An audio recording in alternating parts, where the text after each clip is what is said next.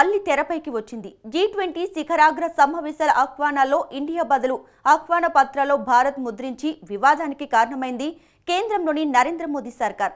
తాజాగా పాఠ్య పుస్తకాల్లోనూ ఇండియాకు బదులు భారత్ పేరును ప్రతిపాదించింది.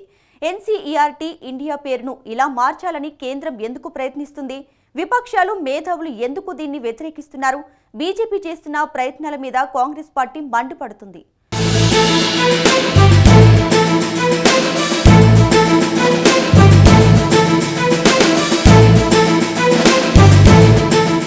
ఇండియా భారత్ అంశం మరోసారి తెరపైకి వచ్చింది.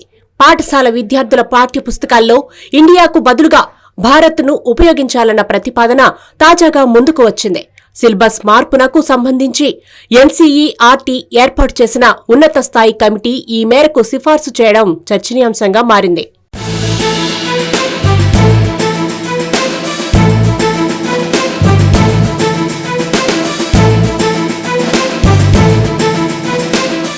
కేంద్రంలోని బీజేపీ ప్రభుత్వానికి వ్యతిరేకంగా ఒకటవుతున్న ప్రతిపక్షాలు తమ వేదికకు Indian national development inclusive alliance India అని పేరు పెట్టుకున్నాయి. అప్పటి నుంచి దేశం పేరును భారత్ గా మార్చడానికి కూడా ప్రయత్నాలు చేసింది మోడీ సర్కార్. RSS దాని అనుసంధ సంస్థలు కూడా ఈ దిశలో ప్రయత్నాలు చేస్తున్నాయి. ఇప్పటికే G20 శిఖరాగ్ర సమావేశాల్లో ఆహ్వానాల్లో భారత్ పేరును ముద్రించడంపై కేంద్రం తీరును అన్ని వర్గాల ప్రజలు మేధావులు తీవ్రంగా వ్యతిరేకించారు. मेरी तो समझ में नहीं आ रहा, इतिहास में के तथ्यों के साथ खिलवाड़ कर रहे हैं. आज मैंने डिटेल पढ़ा चेयरमैन साहब का, वो कह रहे हैं फलाने को फलाने पढ़ाएंगे, फलाने को चिलाने पढ़ाएंगे. इसका मतलब है कि काउंटर फैक्चुअल इमेजिनेशन पर हिस्ट्री लिखी जाएगी, तथ्यों के साथ खिलवाड़ होगा और देश के नाम के साथ भी खिलवाड़ करेंगे. यानी कहीं ना कहीं मंशा है ना कि अल्टीमेट अटैक इस पे होगा.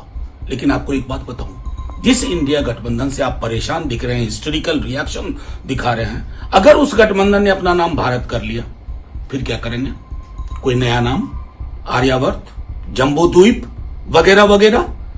एक गांभीर्य होनी चाहिए. उस गंभीरता का, उस ईमानदारी का घोर अभाव है और इसलिए कोई भी चीज सुरक्षित नहीं है. वो कहते हैं ना मुहावरे में कि बंदर के हाथ में उस्तूरा पकड़ा दिया. సాంఘిక శాస్త్రానికి సంబంధించి NCERT ఏర్పాటు చేసిన కమిటీ ఇండియా స్థానంలో భారత్ పదాన్ని ఉపయోగించాలని ప్రతిపాదించింది. పిల్లల మెదళ్లలో కూడా ఇండియాకు బదులుగా భారత్ పేరును బలవంతంగా రుద్దడానికి మోడీ ప్రభుత్వంతో పాటు RSS శక్తులు ప్రయత్నిస్తున్నాయని విమర్శలొచ్చాయి. దీనిపై ప్రతిపక్షాలు, విద్యావేత్తలు, చరిత్రకారులు పెద్ద ఎత్తున విమర్శించడంతో NCERT స్పందించింది. ఇది కేవలం ప్రతిపాదన మాత్రమేనని, ఇంకా నిర్ణయం తీసుకోలేదని స్పష్టం చేసింది NCERT. All our passports we have Republic of India, Constitution of India. I think something wrong has happened to this government. Bharatiya Jananiya Tanujate Jai He Karnataka Mata, even in Kannada also. We all are who are telling that we are not Bharatiyas, but we all are proud Indians. I think whatever they have taken a stand is completely anti-people, anti-India, anti-Bharat. They have been forced by the NDA government. This is completely wrong. We totally agree. I appeal to the government of India not to go to this stand. You can't change the history of India. India, though you try to change the Congress history, you can't do it. Congress history is country's history.